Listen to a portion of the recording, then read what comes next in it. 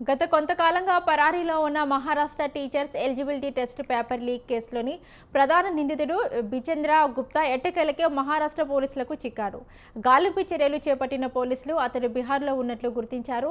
అక్కడికి వెళ్లి అరెస్టు చేశారు. ఈ కేసులో మరో నిందితుడైన అతని అనుచరుని కూడా పోలీసులు అదుపులోకి తీసుకున్నారు. ఈ కేసులోనే ఇప్పటి వరకు 12 మంది నిందితులను పోలీసులు అరెస్టు చేశారు. అనేక పరీక్షల ప్రశ్నాపత్రాల లీక్ కేసులతో బిచేంద్రకు సంబంధం ఉన్నట్లు పోలీసులు అనుమానం వ్యక్తం చేస్తున్నారు. ఇక మహారాష్ట్ర పోలీసులు బిచేంద్ర గుప్తాను ట్రాన్సిట్ డిమాండ్పై రాష్ట్రానికి తీసుకొచ్చారు.